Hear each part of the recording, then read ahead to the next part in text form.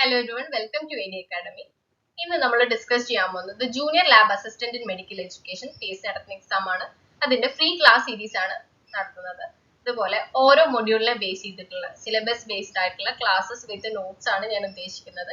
അപ്പോൾ ഇന്ന് നമ്മൾ ഡിസ്കസ് ചെയ്യാൻ പോകുന്നത് മൊഡ്യൂൾ 1 ആണ്. ഞാൻ സിലബസിനെ പറ്റി ഡീറ്റെയിൽഡ് ആയിട്ട് ഒരു വീഡിയോ ചെയ്തിരുന്നു. വാച്ച് ചെയ്യാത്തവർ അത് ആദ്യം ഒന്ന് കാണാം, അല്ലെങ്കിൽ നിങ്ങൾ എവിടെയെങ്കിലും സിലബസ് ഒന്ന് എഴുതി വെക്കാം. അതിനെ ബേസ് ചെയ്തിട്ടുള്ള ഇമ്പോർട്ടന്റ് ആയിട്ടുള്ള നോട്ട്സും നിങ്ങൾ പോയിന്റ് ഔട്ട് ചെയ്യാം. October 3rd ആണ് നമുക്ക് ഡേറ്റ് ഓഫ് എക്സാമിനേഷൻ വന്നിട്ടുള്ളത്. അപ്പൊ നന്നായി പ്രിപ്പയർ ചെയ്യാം. ഓക്കെ, സോ ഞാൻ സിലബസ് ഓൾറെഡി ഡിസ്കസ് ചെയ്തിരുന്നു. അതിൽ ഫസ്റ്റ് പാർട്ട് 1 വരുന്നത് MLT ആണ്. അവിടെ നിന്നാണ് നമ്മൾ സ്റ്റാർട്ട് ചെയ്യുന്നത്. അതുപോലെ മൊഡ്യൂൾ 1 നോട്ട്സും അതുപോലെ ക്വസ്റ്റ്യൻസും ആണ് നമ്മൾ ഡിസ്കസ് ചെയ്യുന്നത്. എല്ലാ ക്ലാസ്സിന് ശേഷം ഞാൻ പ്രീവിയസ് ഇയർ ക്വസ്റ്റ്യൻസ് ചെയ്യുന്നതായിരിക്കും. അതിനു മുന്നേ ക്ലാസ്സസ് നിങ്ങൾ നന്നായി കേൾക്കുക. ചാനൽ സബ്സ്ക്രൈബ് ചെയ്യാൻ മറക്കരുത്. ഓക്കെ, സോ ഫസ്റ്റ് വൺ വന്നിട്ട് ബേസിക് ലബോറട്ടറി ടെക്നിക്സ് ആണ്. അതിൽ നമ്മൾ ഡിസ്കസ് ചെയ്യുന്ന പോയിന്റ്സ് ആണ് നോളജ് ഓഫ് ലബോറട്ടറി കെമിക്കൽസ്.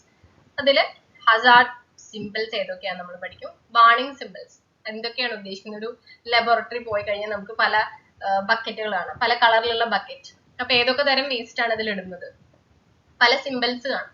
ഇതൊക്കെ എന്തിനാണ് സൂചിപ്പിക്കുന്നത് എന്നുള്ള കാര്യങ്ങളാണ് അതിൽ മെയിൻ ആയിട്ട് വരുന്നത്. അതുപോലെ സേഫ്റ്റി പ്രിക്കോഷൻസ്, ഒരു ലാബ് അസിസ്റ്റന്റ് എന്തൊക്കെ സേഫ്റ്റി മെഷേഴ്സ് നോക്കണം. സ്റ്റോറേജ് ഓഫ് കെമിക്കൽസ്, എത്ര ശ്രദ്ധിച്ച് ഓരോ കെമിക്കൽസ് ഹാൻഡിൽ ചെയ്യണം. അത്രയും കാര്യങ്ങളാണ് നമ്മൾ ഈ ഒരു ഫസ്റ്റ് മൊഡ്യൂളിൽ ഡിസ്കസ് ചെയ്യാൻ പോകുന്നത്. Okay, first one laboratory chemicals. ഇതിന്റെ ബേസിക് ക്ലാസിഫിക്കേഷൻ നമുക്ക് ചെക്ക് ചെയ്യാം. ആദ്യം വരുന്നത് എന്താണ്, ആസിഡ് ആണ്. ആസിഡ് കോമൺ ആയിട്ട് ഏതൊക്കെ വരുന്നുണ്ട് അവിടെ, hydrochloric acid HCl, sulphuric acid H2SO4, nitric acid. Okay, ഇതിന്റെ പ്രോപ്പർട്ടീസ് എന്താണ്, ആസിഡിന്റെ പ്രോപ്പർട്ടീസ് +2 സയൻസ് എടുത്തവർക്കാണ് ഈ ഒരു എക്സാം ഉദ്ദേശിച്ചിട്ടുള്ളത്, അല്ലെങ്കിൽ MLT എടുത്തവർക്ക്. അപ്പൊ നമ്മൾ ഓൾറെഡി സയൻസ് പഠിച്ച +2 സയൻസ് പഠിച്ചവർക്ക് ഒരു ബേസ് ഉണ്ടായിരിക്കില്ല, ആസിഡ് എന്താണ്, ആൽക്കലി എന്താണ്. അപ്പൊ നമ്മൾ ഡീറ്റെയിൽ ആയിട്ട് പഠിച്ച കാര്യങ്ങൾ തന്നെയാണ്. അതിന്റെ പ്രോപ്പർട്ടീസ് എന്തൊക്കെയാണ് വരുന്നത്. ഫസ്റ്റ് വൺ ഈസ് കൊറോസീവ് ആണ്. അല്ലെ, ആസിഡ് എന്ന് പറഞ്ഞാൽ തന്നെ എന്താണ്, ഇത്തിരി ഹാർംഫുൾ ആണ്. So many acids can damage or burn skin and corrode metals, especially strong acids such as hydrochloric acid and sulphuric acid. ഇതിനൊക്കെ concentrated form is very dangerous. Next property എന്താണ്, pH വാല്യൂ. നമുക്ക് common ആയിട്ട് PSC ചോദിക്കാറുണ്ട്, പാലിന്റെ pH value, തൈരിന്റെ pH value എന്നൊക്കെ പറഞ്ഞിട്ട്. അപ്പം ആസിഡിന്റെ pH വാല്യൂ എപ്പോഴും എന്തായിരിക്കും, it will be less than 7, which means acids have a pH value below 7 because they release hydrogen ions when dissolved in water. The more hydrogen ion present, the lower will be the pH. Next property ആണ് turn blue litmus to red. Litmus paper കണ്ടിട്ടുണ്ടാവല്ലോ, അത് ആസിഡിൽ മുക്കി ഏത് colour ആവും, red colour ആവും. So acid change blue litmus paper to red. This is a characteristic test used to identify acidic substance as the hydrogen ions react with the dye in the litmus paper, causing the color change. Next, acid കഴിഞ്ഞ അടുത്തതാണ് base or alkenes, which include sodium hydroxide, potassium hydroxide, ammonium hydroxide. ആൽക്കലിയുടെ properties എന്താണ്, which is also corrosive and the pH will be greater than 7. ആസിഡിന് pH value less than 7 ആണ്. എന്തുകൊണ്ടാണ്, hydrogen അയണിന്റെ presence മൂലമാണ്. So that lowers the pH value, but in alkalis it will be greater than 7. And നേരെ opposite ആണ് litmus പേപ്പറിന്റെ കേസിൽ, turn red litmus to blue colour. ഇനി ഏതൊക്കെ solvents common ആയിട്ട് വരുന്നത്, ethanol, methanol, acetone, benzene and styrene. Solvents എന്ന് പറയുന്നത് which is very flammable, highly flammable ആണ്. Also it's volatile. Volatile എന്ന് പറഞ്ഞാൽ എന്താണ്, that evaporates easily or changes from a liquid to gas quickly. Nail polish റിമൂവറിനെ ആലോചിക്കുക, തിന്നർ. ഇതൊക്കെ എന്താണ്, വോളറ്റൈൽ ആണെന്ന് നമുക്ക് പറയാം, തുറന്നു വെക്കാൻ പാടില്ല. അതുപോലെ നെയിൽ പോളിഷ് അടച്ചു വെക്കാം, കോമൺ ആയിട്ടുള്ള ഒരു എക്സാമ്പിൾ പറഞ്ഞതാണ്. So the solvents are also volatile, പെട്ടെന്ന് ഇവാപറേറ്റ് ആവും. സോ ലിക്വിഡ് ടു ഗ്യാസ് ആയിട്ട് ചേഞ്ച് ചെയ്യാനുള്ള ഒരു സാധ്യത കൂടുതലുണ്ട്. And also stored away from heat. അടുത്തതാണ് ഓക്സിഡൈസിങ് ഏജൻസ്. അപ്പൊ നമ്മൾ കെമിക്കൽസിന് ലാബിൽ യൂസ് ചെയ്യുന്ന കെമിക്കൽസിനെ കുറിച്ചിട്ടാണ് പഠിക്കുന്നത്. നെക്സ്റ്റ്, ഓക്സിഡൈസിങ് ഏജൻസ് എന്ന് പറഞ്ഞാൽ എന്താണ്, that are substances that add oxygen to another substance or remove hydrogen electrons from it during a chemical reaction. They help other substance get oxidized. Oxidize ചെയ്യാനാണ് അടുത്ത സബ്സ്റ്റൻസിന് അതിലേക്ക് ഓക്സിജനെ ആഡ് ചെയ്തിട്ട്, ഓക്കെ, അല്ലെങ്കിൽ ആ സബ്സ്റ്റൻസിലെ hydrogen അല്ലെങ്കിൽ ഇലക്ട്രോൺസിനെ റിമൂവ് ചെയ്തിട്ട്. Okay, examples R, first one is potassium permanganate, which is a strong oxidizing agent that is used in water purification, disinfectants and laboratory reactions. ഓരോന്നിന്റെ properties important ആണെന്ന് പഠിച്ചു വെക്കാം. നെക്സ്റ്റ് ഹൈഡ്രജൻ പെറോക്സൈഡ് നമ്മൾ കേട്ടിട്ടുള്ളതാണ്, കുറച്ചുകൂടി familiar ആണല്ലേ. So it's a strong oxidizing agent. ക്ലീനിങ്ങിന്റെ പാർട്ടിൽ നമുക്ക് കുറച്ചുകൂടി ബ്രോഡ് ആയിട്ട് പഠിക്കാനുണ്ട്. അപ്പൊ അതിൽ യൂസ് ചെയ്യുന്ന ഡിസിൻഫെക്റ്റൻസ് ഒക്കെ ആയിട്ട് നമുക്ക് ഇതിനെ ഓക്സിഡൈസിങ് ഏജൻസിന് പഠിക്കാം. Okay, that's also used as an antiseptic, bleaching agent and disinfectant. Next, it releases oxygen which helps kill germs and oxidize substances. Third one is potassium dichromate. That's also another strong oxidizing agent used in laboratories and some industrial processes to oxidize other chemicals. The three oxidizing agents, potassium permanganate, hydrogen peroxide, potassium dichromate. Also they increase combustion. The chances of getting combustion is high. ഇപ്പോൾ oxidising ഏജൻസിനെ പഠിച്ചാൽ നേരെ opposite ആണ് reducing agents. Reducing agents എന്ത് ചെയ്യും? These are substances that remove oxygen from another substance. ഓക്സിഡൈസിംഗിൽ oxygen add ചെയ്യുകയാണെങ്കിൽ റെഡ്യൂസിംഗിൽ നേരെ ഓപ്പോസിറ്റ് ആണ് നടക്കുന്നത്. ഓർ ഡൊണേറ്റ് ഇലക്ട്രോൺസ്, മറ്റേതിൽ ഇലക്ട്രോൺസിനെ റിമൂവ് ചെയ്യാണ്. To it during a chemical reaction they cause reduction. ഇതുകൊണ്ടാണ് റെഡ്യൂസിങ് ഏജന്റ് അല്ലെങ്കിൽ റിഡക്ഷൻ ആണ് അവിടെ ഉണ്ടാവുന്നത് ഇലക്ട്രോൺസിന്റെ, ഓക്സിജന്റെ. നെക്സ്റ്റ് സോഡിയം, അതിന്റെ എക്സാമ്പിൾസ് ആണ് sodium borohydride, which is a strong reducing agent, commonly used in laboratories to convert aldehydes and ketones into alcohols. Next one is sodium sulfite. That's also a mild reducing agent used to remove chlorine from water, preserve foods and prevent oxidation.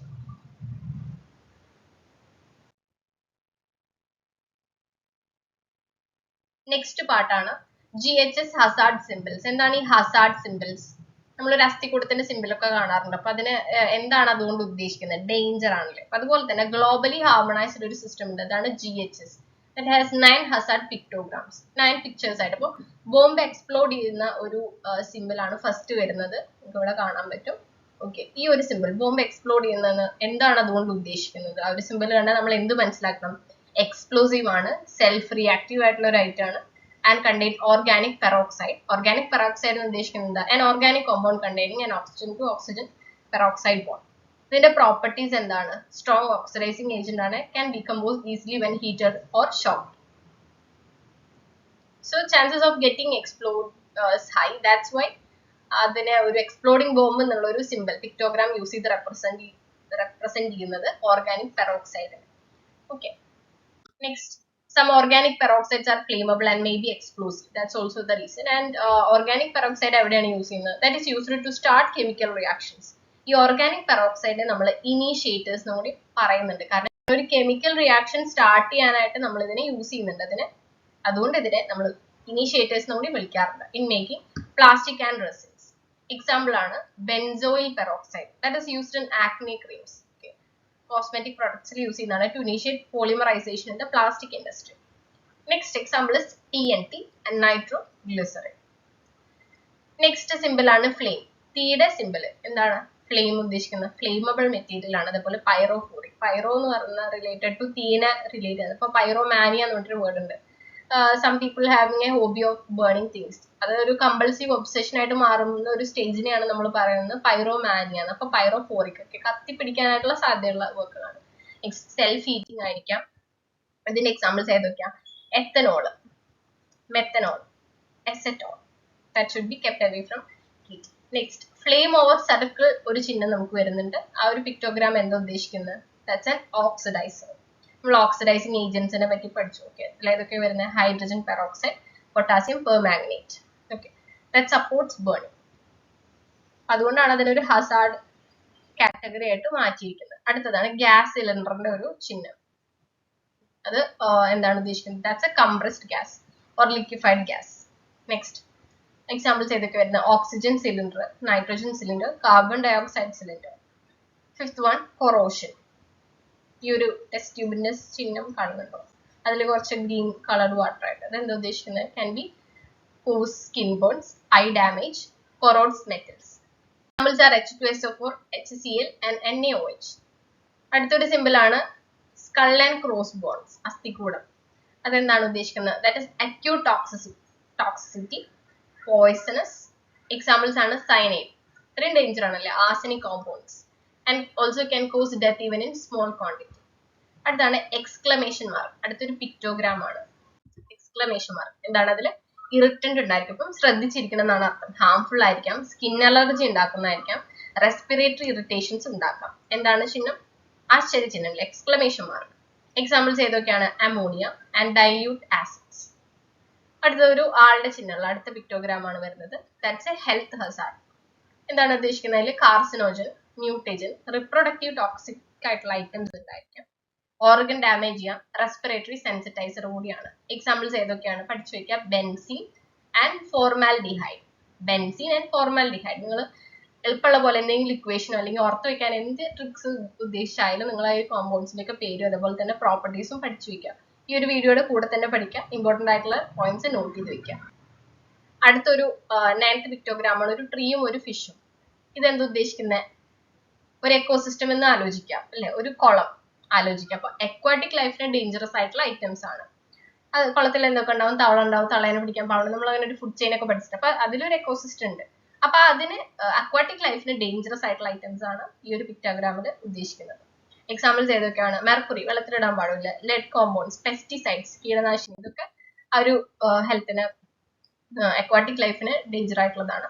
അപ്പൊ ഇത്രയും symbols ഉണ്ട്. Video ഒന്ന് pose ചെയ്തു ഒന്ന് just വായിച്ചു നോക്കുക. ഓരോ symbols ഏതാന്ന് മനസ്സിലാക്കി വെക്കുക. ചോദ്യം വരാവുന്നതാണ്.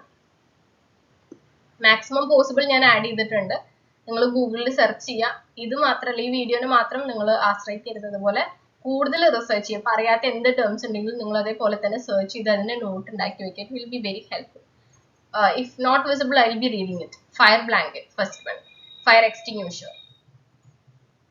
Next, fire hose, flammable material, no open flames, oxidizing material, biohazard, carcinogenic material, corrosive material, hazard warnings ആണ്. Electric hazard, explosive material, general warning, glassware hazard, harmful irritants, health hazard, high voltage, hot surface, laser beam hazard, low temperature or cryogenic hazard, no light, toxic material or poison, UV light, breathing mask or respirator is required, drinking water, emergency bell, eye wash station, phaser safety mask required, face shield required, first aid station, food and drink prohibited area, gloves required, hair protection required, hand sanitization station, hand wash station, hearing protection required, lab coat required, no electronics, no gloves, no open hair, no open shoes, no pacemaker or metallic implants, protective clothing required, restricted entry. 3 symbols, hazard symbols, common ആയിട്ട് use ചെയ്യുന്ന laboratory safety use ചെയ്യുന്ന symbols ആണ്. Next part, laboratory safety precautions. ഒരു ലാബിൽ പോകുമ്പോൾ നമുക്ക് അറിയാം അവിടെ കെമിക്കൽസും കാര്യങ്ങളും എല്ലാം ഉണ്ടായിരിക്കും. അപ്പൊ എന്തൊക്കെ പ്രിക്കോഷൻസ് ആണ് നമ്മൾ എടുക്കുന്നത്? ഇപ്പൊ നമുക്ക് തന്നെ ലാബിൽ വർക്ക് ചെയ്യുന്നവരായിട്ട് കണ്ടറിയാം. ഒരു കോട്ട് ഉണ്ടായിരിക്കും, ഗ്ലൗസ് ഉണ്ടായിരിക്കും. സോ ഫുൾ ടൈം അവർ എന്ത് ചെയ്യണം? ആ ഒരു ഗ്ലൗസ് വെയർ ചെയ്യണം. പല ചാൻസസ് ഓഫ് ഗെറ്റിംഗ് ഒരു ഡേഞ്ചറസ് സിറ്റുവേഷൻ ഉണ്ടാവാനുള്ള പല ചാൻസസ് ഉള്ള ഒരു സ്ഥലമാണ്. അപ്പൊ എന്തൊക്കെ പ്രിക്കോഷൻസ് നമുക്ക് കോമൺ ആയിട്ട് എടുക്കാൻ പറ്റും? Wearing a lab coat, wearing gloves all the time, wearing goggles, കണ്ണട, ടൈ ലോങ് ഹെയർ, മുടി ഉണ്ടെങ്കിൽ നല്ല നീളമുള്ള മുടിയാണ് കെട്ടി വെക്കുക. സോ ബേണിങ്ങും കാര്യങ്ങളൊന്നും ഉണ്ടാവില്ല. ദെൻ റീഡ് കെമിക്കൽ ലേബൽ, ഏതാണെന്ന് ശരിക്കും വായിച്ചു നോക്കിയിട്ട് വേണം എടുക്കാൻ. It's very important. And no emergency exit. എന്തെങ്കിലും ഒരു ഇഷ്യൂ വന്നു കഴിഞ്ഞാൽ, ഒരു തീപിടുത്തോ എന്ത് വന്നു കഴിഞ്ഞാലും അല്ലെങ്കിൽ ഒരു ലാബിൽ തന്നെ എന്തെങ്കിലും ഒരു ആക്സിഡന്റ് നടന്നാലും you should know the emergency exit. That's very important. Next, during experiment. Experiment conduct ചെയ്യുന്ന സമയത്ത് എന്തൊക്കെ ചെയ്യണം? Never taste chemicals. കെമിക്കൽസ് എന്ത് ചെയ്യാൻ പാടില്ല? ടേസ്റ്റ് ചെയ്ത് നോക്കരുത്. Never smell chemicals directly. It's also important. എങ്ങനെ സ്മെൽ ചെയ്യരുത്? ഡയറക്റ്റ് മണക്കരുത് അല്ലെ. എങ്ങനെ എന്ത് ചെയ്യണം? ഫാൻ ചെയ്യണം. കൈകൊണ്ട് വാഫ്റ്റിംഗ് മെത്തേഡ് എന്നാണ് അതിന് പറയുന്നത്. So gently fanning chemical vapours toward your nose instead of smelling the chemical directly. Okay.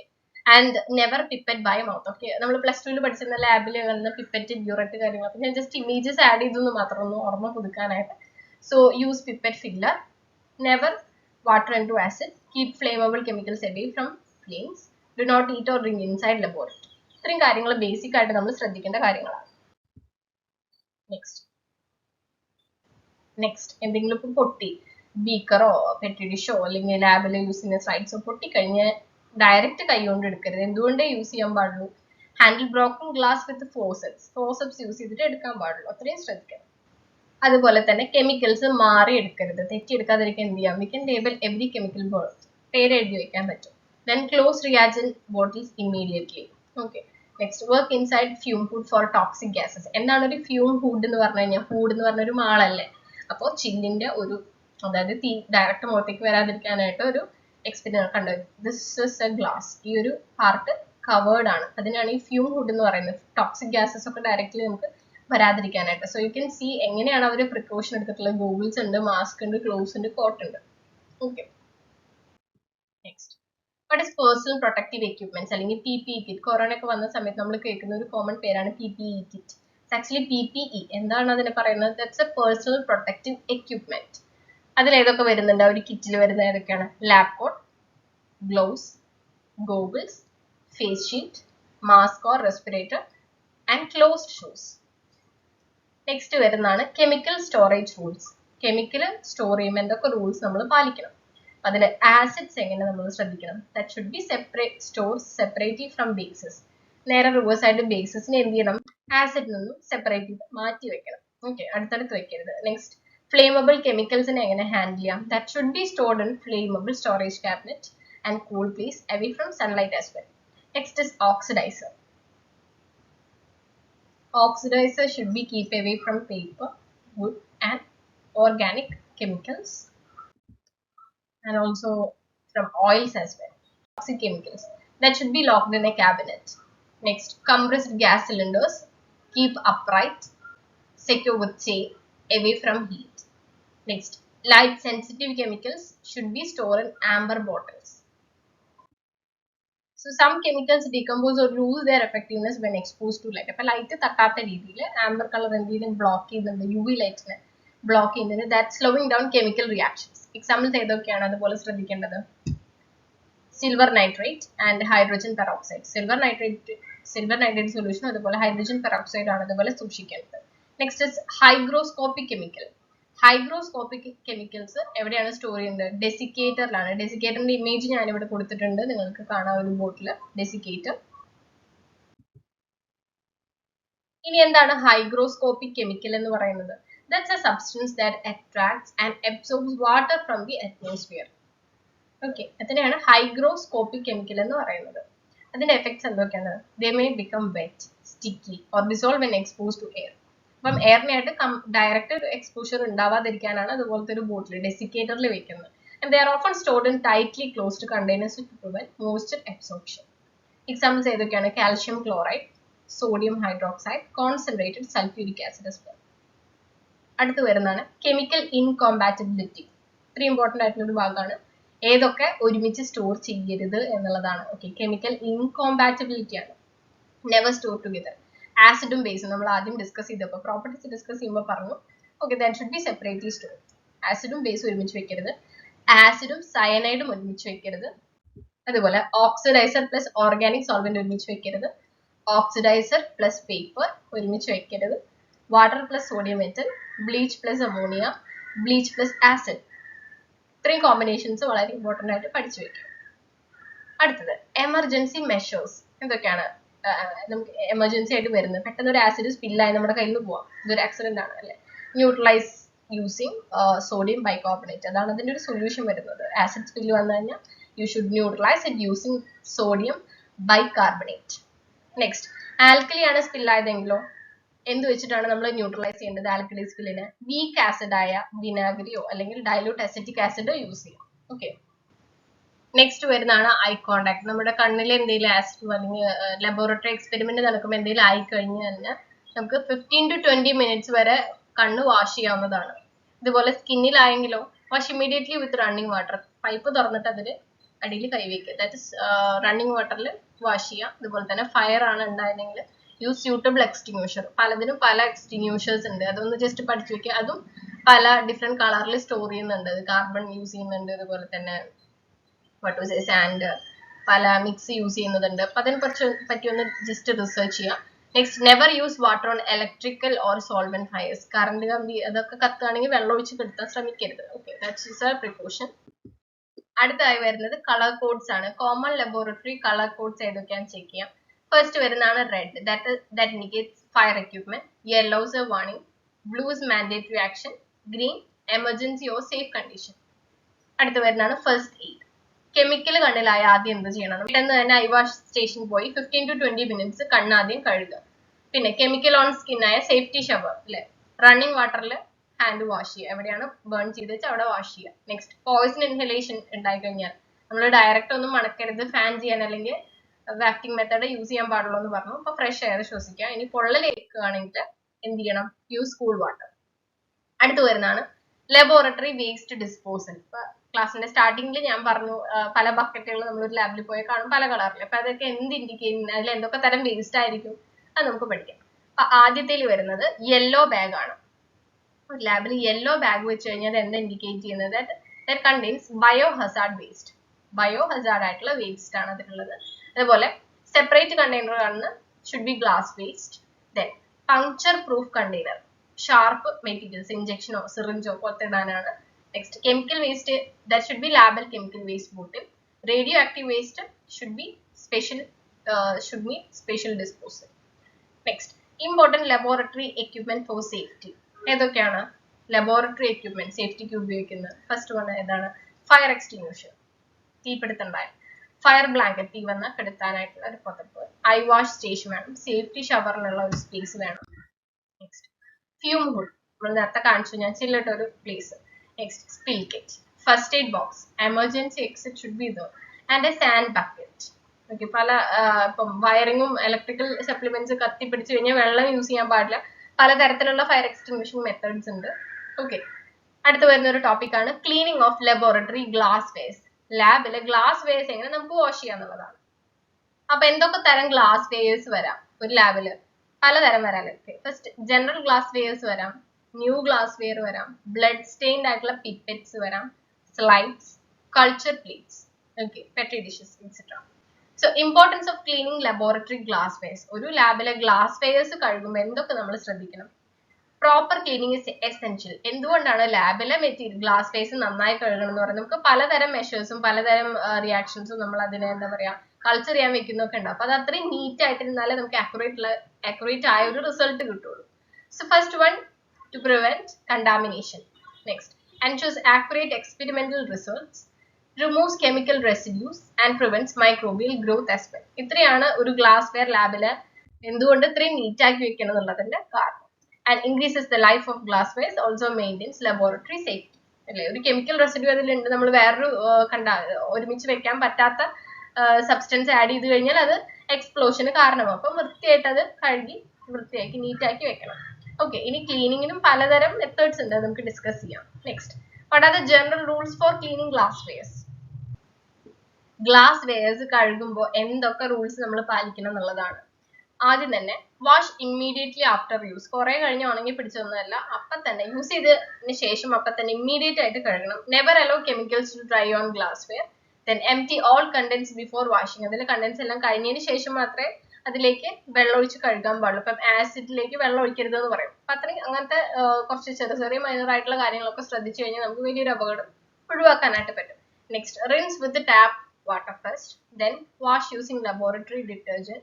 Use a suitable brush for it. Rinse thoroughly with distilled or deionized water. Dry before storing. Okay, അതേ ഒരു നനവോടെയല്ല, ഉണക്കി അതേപോലെ എടുത്ത് വെക്കുക ചില്ലിന്റെ പാത്രങ്ങൾ. Next, final റിൻസിൽ വരുന്ന it should be distilled water or deionized water. Next, cleaning of general glass wear. നമ്മൾ പല ഗ്ലാസ് വെയർസ് ഉണ്ടെന്ന് പറഞ്ഞു. അതിൽ ഫസ്റ്റ് കാറ്റഗറിയാണ് ജനറൽ ഗ്ലാസ് വെയർസ്. നമുക്ക് എങ്ങനെ ക്ലീൻ ആക്കാം? എക്സാമ്പിൾസ് ഏതൊക്കെ ജനറൽ ഗ്ലാസ് വെയറിന്റെ കാറ്റഗറിയിൽ വരുന്നത്? Beakers, flask, test tube, measuring cylinders, funnels and burettes. ഇതാണ് കോമൺ അല്ലെങ്കിൽ ജനറൽ ഗ്ലാസ് വെയർ കാറ്റഗറീസിൽ വരുന്നത്. ഇതിന്റെ പ്രൊസീജിയേഴ്സ് എന്താണെന്ന് നമുക്ക് ചെക്ക് ചെയ്യാം. ആദ്യം നമ്മൾ ചെയ്യേണ്ടത് എംപ്റ്റി ദ കണ്ടൻസ്, അതിലുള്ള എക്സ്പെരിമെന്റ് ചെയ്ത റെസിഡ്യൂസ് എല്ലാം കളയാന്നുള്ളതാണ്. Next, rinse with tap water, wash using laboratory detergent, scrub with brush if necessary, rinse several times with tap water. ഇത്രയും പ്രൊസീജിയേഴ്സ് നമ്മൾ ഫോളോ ചെയ്യേണ്ടതുണ്ട്. Next, final rinse with distilled water or deionized water. Next, air dry or oven dry if appropriate. അടുത്താണ് cleaning new glass wear. പുതിയതായിട്ടുള്ള ലാബിലേക്ക് എടുക്കുന്ന ഒരു glass വെയറിൽ എന്തൊക്കെ ശ്രദ്ധിക്കണം? ഇപ്പൊ ന്യൂ ഗ്ലാസ് വെയർസ് ആകുമ്പോൾ അതിൽ എന്തുണ്ടായിരിക്കും? ഷോപ്പിലും അല്ലെങ്കിൽ പലരും പിടിച്ചു നോക്കിയതൊക്കെ ആയിരിക്കും. അപ്പൊ അതിൽ ഡസ്റ്റ് ഉണ്ടാവും, ഗ്രീസ് ഉണ്ടാവും, മാനുഫാക്ചറിങ് റെസിഡ്യൂസ് അതിൽ വരാം. ഓക്കെ, അതിന്റെ പ്രൊസീജിയർ എന്താണ്? So first, wash with warm detergent solution. Next, rinse thoroughly with tap water. Rinse with dilute hydrochloric acid. Rinse again with distilled water. Also dry before use. Next, new glassware should always be washed before first use. Next, cleaning blood-stained pipettes. Blood-stained pipettes എങ്ങനെ wash ചെയ്യാന്നുള്ളതാണ്. Blood contains proteins that clot if allowed to dry. അപ്പോൾ blood Staines clot ചെയ്യാനുള്ള chances അവിടെ കാണും. അതിൽ proteins ഉള്ളത് കൊണ്ട് അതിന്റെ procedure എന്ന് പറയുന്നത് ഇത് യൂസ് ചെയ്തതിന് ശേഷം ഇമ്മീഡിയറ്റ്ലി ഒരു സ്റ്റെയിൻ അവിടെ ഉണ്ടെങ്കിൽ ഇമ്മീഡിയറ്റ്ലി ആഫ്റ്റർ യൂസ് നമുക്ക് ഇതിനെ വാഷ് ചെയ്യാവുന്നതാണ്. Place pipette in disinfectant solution. Next, common disinfectants ഏതൊക്കെയാണ്? 1% sodium hypochlorite, 2% glutaraldehyde, vorecametrol. Other approved laboratory disinfectants നമുക്ക് യൂസ് ചെയ്യാവുന്നതാണ്. പിന്നെ after soaking, flush with a detergent solution, wash using brush if needed, and rinse thoroughly. And final rinse with distilled water and dry vertically. അടുത്തത് cleaning microscopic slides.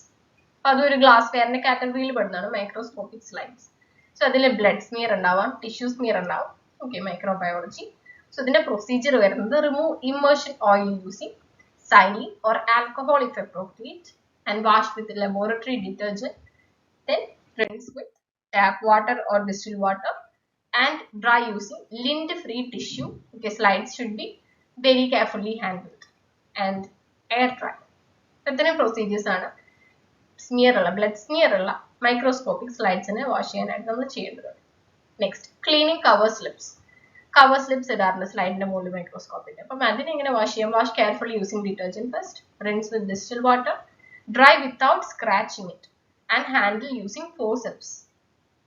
Next, cleaning cultural plates അല്ലെങ്കിൽ Petri dishes. ഞാൻ അതിന്റെ image കാണിക്കാം. Petri dishes നമ്മൾ കണ്ടിട്ടുണ്ടായിരിക്കും, നമ്മൾ ലാബിലൊക്കെ use ചെയ്തിട്ടുണ്ട് +2 പഠിക്കുമ്പോൾ. ഇതിലാണ് കൾച്ചർ ചെയ്യാൻ വെക്കുക. യൂറിൻ സാമ്പിൾസും പലതും നമ്മൾ കൾച്ചർ ചെയ്യാൻ വെക്കും. So reusable glass Petri dishes എങ്ങനെ നമുക്ക് ക്ലീൻ ചെയ്യാനായിട്ട് പറ്റും? First we should remove the culture material. Culture ചെയ്യാൻ വെച്ച മെറ്റീരിയൽ ആദ്യം അതിനെ റിമൂവ് ചെയ്ത് and sterilize before washing. Wash using detergent, rinse thoroughly, then allow to dry. Next, sterilize again before use. Common ആയിട്ടുള്ള പ്രൊസീജിയർ ആണ് വരുന്നത്. പലതിലും ഡിറ്റർജന്റ് യൂസ് ചെയ്യുന്നതിന് സോക്ക് ചെയ്യുന്നതിലുള്ള ഡിഫറൻസേ വരുന്നുള്ളൂ. അതൊന്ന് ജസ്റ്റ് ചെക്ക് ചെയ്താൽ മതി. അടുത്തത്, ഡിസ്പോസൽ പ്ലാസ്റ്റിക് പെറ്റി ഡിഷസിനെ എങ്ങനെ നമുക്ക് ഹാൻഡിൽ ചെയ്യാം? അത് നെവർ റീയൂസ്, നമുക്ക് വീണ്ടും യൂസ് ചെയ്യാൻ പറ്റില്ല. Dispose as biomedical waste. Next, cleaning test tubes. Test tubes clean ചെയ്യുന്നത് എങ്ങനെയാണ്? First, test tube brush use ചെയ്യാം, അതുപോലെ ലബോറട്ടറി ഡിറ്റർജന്റ് യൂസ് ചെയ്യാം. Next, rinse thoroughly, dry upside down. അടുത്തത്, ബ്യൂററ്റ്സ് എങ്ങനെ ക്ലീൻ ചെയ്യാം? Wash with laboratory detergent and should be used long burette brush. ഇതാണ്, this is a burette.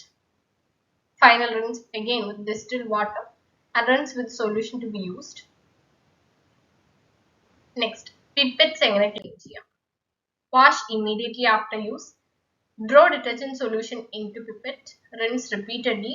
Final rinse with distilled water and also dry vertically. അടുത്തത്, cleaning volumetric flask. Volumetric ഫ്ലാസ്കിനെ എങ്ങനെ clean ചെയ്യാം? Wash gently, avoid scratching graduation marks.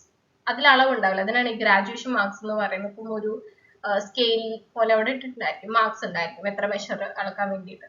Next, final rinse with distilled water. Next, cleaning conical flask. Conical ഫ്ലാസ്കിനെ എങ്ങനെ wash ചെയ്യാം? Using detergent and brush, rinse with distilled water and air dry. These are the procedures. Last is cleaning measuring cylinder. Measuring cylinder എങ്ങനെ clean ചെയ്യാം? That should be wash carefully and avoid abrasive materials. Abrasive materials എന്ന് പറഞ്ഞാൽ ഒരക്കടലാസും അല്ലെങ്കിൽ നമ്മൾ പാത്രം കഴുകുന്ന പോലത്തെ scrub ഇട്ട് സ്റ്റീലിൻ്റെ ഇതൊന്നിട്ട് ഉരക്കരുത്. സാൻഡ് പേപ്പറോ അല്ലെങ്കിൽ റഫ് സ്ക്രബ് പാഡ്സ് ഒന്നും യൂസ് ചെയ്യരുത്. ഓൾസോ സെർട്ടൈൻ ഹേർഷ് ക്ലീനിങ് പൗഡേഴ്സും യൂസ് ചെയ്യാൻ പാടില്ല. And final rinse with distilled water. Next, cleaning glass funnels. Funnels എങ്ങനെ ക്ലീൻ ചെയ്യാം? Glass funnels. Wash with detergent, brush if required, rinse thoroughly, dry storage, dry before storing it. Next, cleaning glassware used for oils or grease. ഇതിനെ oil അല്ലെങ്കിൽ ഗ്രീസിന് വേണ്ടി use ചെയ്യുന്ന ഗ്ലാസ്വെയർസ് എങ്ങനെ clean ചെയ്യാം?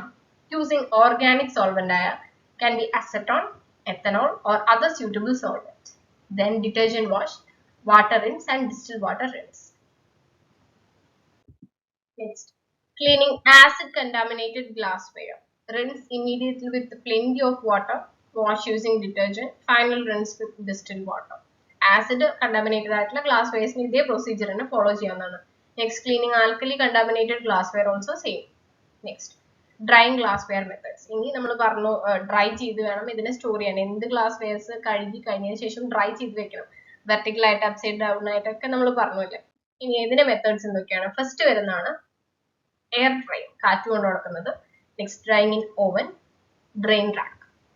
Next, avoid wiping with dirty cloths. Avoid wiping with dirty cloths. അപ്പൊ അതിന്റെ residues അതിൽ ഉണ്ടാവാൻ സാധ്യത കൂടുതലാണ്. അപ്പൊ അതിന് ചീത്ത തുണികളൊന്നും വെച്ച് തുടക്കരുത്. Next, storage of clean glassware. എങ്ങനെ സ്റ്റോർ ചെയ്യാം? Should be dry, dust free and covered cupboard.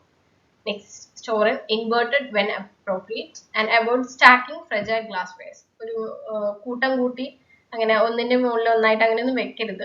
Separate ആയിട്ട് വൃത്തിയിൽ വെക്കണം. നെക്സ്റ്റ്, അടുത്തൊരു ടോപ്പിക് വരുന്നതാണ് cleaning and disinfection. Disinfectants used and biosafety precautions in case of specimen spillage. ഈ ഒരു topic ആണ് ഡിസ്കസ് ചെയ്യുന്നത്. അപ്പൊ ക്ലീനിങ് എന്ന് പറയുന്നത് എന്താണ്? അപ്പോൾ ക്ലീനിങ്, ഡിസിൻഫെക്ഷൻ, ഇത്രയും ലാബിന്റെ കാര്യം എന്ന് പറയുമ്പോൾ ഒരു കൺസെപ്റ്റിൽ ഇത്രയും അതിനൊക്കെ വളരെ ഇമ്പോർട്ടൻസ് ഉണ്ട്. അപ്പൊ ക്ലീനിങ് എന്ന് പറയുന്നത്, cleaning is the physical removal of dirt, dust, blood, body fluids, micro organisms and organic matter from lab equipment and surface using water, detergent and mechanical action like scrubbing. So remember, cleaning does not kill all microorganisms. ഒരു detergent use ചെയ്ത് കഴുകിയോണ്ട് പോവാത്ത പല ഫാക്ടേഴ്സും അതിലുണ്ടായിരിക്കാം. And it reduces their number and is always done before disinfection or sterilization. ഇങ്ങനെയാണ് പോകുന്നത് അതിന്റെ order.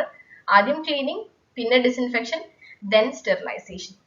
ഇത്രയാണ് cleaning എന്നുള്ള ഒരു കൺസെപ്റ്റിന്റെ അല്ലെങ്കിൽ വൃത്തിയാക്കുക എന്നുള്ള ഒരു ഇതിന്റെ 3 പ്രൊസീജിയർ ആയിട്ട് ലാബിൽ കൺസിഡർ ചെയ്യുന്നത്. അതിന്റെ ഒബ്ജക്റ്റീവ്സ് എന്താണ്? ഇപ്പൊ നമ്മൾ പറഞ്ഞു ക്ലീൻ ചെയ്താൽ മാത്രം അതിലെ മൈക്രോ ഓർഗാനിസംസ് ചാവില്ല, ഒരു 99.9 ചാവുള്ളൂ എന്നുള്ള പറയുന്ന പോലെയാണ്. അപ്പൊ അതിന്റെ ഒബ്ജക്റ്റീവ്സ് എന്താ വരുന്നത്? First one, remove visible dirt. ആദ്യത്തെ ഒരു വാഷിലൂടെ ഒരു കാണാവുന്ന തരത്തിലുള്ള അഴുക്കുകൾ പോലെ. Then remove blood and body fluids, reduce microbial load.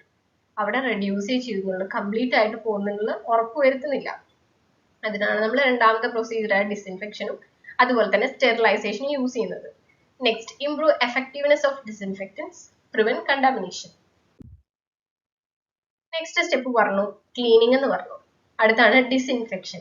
ക്ലീനിങ്ങിൽ പല മൈക്രോ ഓർഗാനിസംസും പോകണമെന്നില്ല. അപ്പൊ ഡിസിൻഫെക്ഷൻ എന്ന് പറഞ്ഞു കഴിഞ്ഞാൽ എന്താണ്? Is the process of destroying pathogenic micro organisms on inanimate objects using chemical or physical methods. അതിൽ എന്തിനൊക്കെയാണ് അത് കൊല്ലുന്നത്? Bacteria, most viruses. വൈറസ് ലാബിൽ ടെസ്റ്റ് ചെയ്യുമ്പോൾ നമുക്കറിയാം കൊറോണയ്ക്ക് എങ്ങനെയാണ് വന്നിട്ടുള്ളത് എന്നുള്ളത്. Then next, most fungi.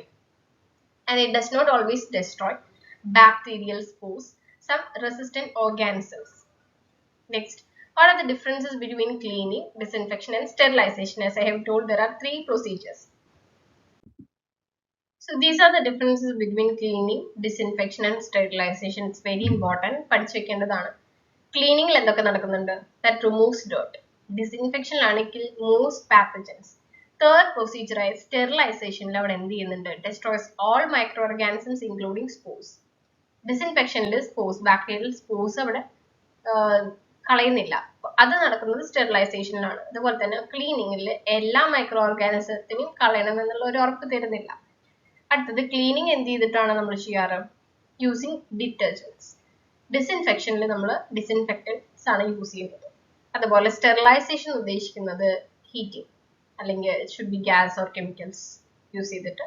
And cleaning is the first step, disinfection is the second, and final step is sterilization. അതിൽ എല്ലാം ക്ലീൻ ആകുന്നു. നെക്സ്റ്റ്, ലെവൽസ് ഓഫ് ഡിസിൻഫെക്ഷൻ ഉണ്ട്. അപ്പോൾ ഹൈ ലെവൽ ഡിസിൻഫെക്ഷൻ ചിലപ്പോൾ വേണ്ടി വരും, അല്ലെങ്കിൽ HLD. അതിൽ എന്തൊക്കെ കിൽ ചെയ്യുന്നുണ്ട്? വെജിറ്റേറ്റീവ് ബാക്ടീരിയ, ഓക്കെ, ലൈവ്ലി ആയിട്ടുള്ളത്, viruses, fungi, micro bacteria and most spores. ഇതാണ് ലെവൽ 1 അല്ലെങ്കിൽ high level disinfection. Examples, 2% of glutaraldehyde. അപ്പോൾ നമ്മൾ പറഞ്ഞു ഡിസിൻഫെക്റ്റൻസ് ആണ് യൂസ് ചെയ്യുന്നത്. അതിന്റെ എക്സാമ്പിൾസ് ആണ് hydrogen peroxide parasitic acid, that's used for endoscopes, bronchoscopes and also respiratory equipment. ഇനി ഹൈ ലെവൽ കഴിഞ്ഞ അടുത്ത് വരുന്നതാണ് intermediate level disinfection. that kills tuberculosis bacteria, most viruses, most fungi. Examples ഏതൊക്കെ യൂസ് ചെയ്യാറുണ്ട്? 70% alcohol. Next, sodium hypochlorite, phenolic compounds used for laboratory benches, blood spills, equipment. ഇതിനൊക്കെയാണ് use ചെയ്യുന്നത്. ഇനി low level disinfection എന്തൊക്കെ kill ചെയ്യുന്നുണ്ട്? Vegetative bacteria, some fungi, next some viruses. Okay, selective ആണ്. Examples, quaternary ammonium compounds, then chlorhexidine used for furniture, floors and walls. അപ്പോൾ അതിനൊക്കെ low level disinfection വേണ്ടി. അടുത്തത് characteristics of an ideal disinfectant. ഒരു ideal disinfectant എന്ന് പറയുന്നതിന് ഒരു concept എന്താണ്? ഒരു ഐഡിയൽ ആയിട്ടുള്ള ഒരു disinfectant. It's a good disinfectant should be broad spectrum. broad spectrum എന്ന് പറയുന്ന പലതരത്തിലുള്ള എന്തുണ്ടായിരിക്കും? മൈക്രോ ഓർഗാനിസം ഉണ്ടായിരിക്കും. അപ്പൊ ബ്രോഡ് സ്പെക്ട്രം ആയിട്ടുള്ള ഒരു ഡിസിൻഫെക്റ്റന്റ് എന്ന് പറയുന്നത് എല്ലാ മൈക്രോ ഓർഗാനിസത്തിനും എഫക്റ്റീവ് ആണല്ലേ, കളയാൻ പറ്റുന്നതാണ്. Okay, against that should be effective against a wide variety of different micro organisms. Also fast acting ആയിരിക്കും, സ്റ്റേബിൾ ആയിരിക്കും. Next, that should be non toxic as well, non corrosive, വേറെ skin ഡാമേജും ബേണിങ്ങും കാര്യങ്ങളും ഉണ്ടാവില്ല. That should be cheap, not expensive, easy to prepare, easy to use, effective even in hard water. So hard water, soft water എന്നുള്ള ഒരു concept ഉണ്ട്. So അതൊന്ന് just check ചെയ്യുക, അതിൽ എന്തൊക്കെ കണ്ടന്റ് ഉള്ളപ്പോഴാണ് ഹാർഡ് വാട്ടർ ആവുന്നത്. So you can do a little research. Then it should have a good shelf life, like expiry date and pleasant odor ആയിരിക്കണം. That's preferable. അതാവുന്നില്ല. ഓക്കെ, ബാഡ് ഓർഡർ ആണെങ്കിൽ നമുക്ക് ഇഷ്ടപ്പെടില്ല. Okay, next, factors affecting disinfection. Disinfection affect ചെയ്യുന്ന factors എന്തൊക്കെയാണ്? First, concentration of disinfectant, contact time, temperature affecting it, pH, and organic matters like blood, pus, mucus, how it affect you with it, a number of microorganisms that kills, type of microorganism, that should be a broad spectrum, then surface cleanliness. Thank you all. ബാക്കി next പാർട്ടിൽ upload ചെയ്യുന്നതാണ്.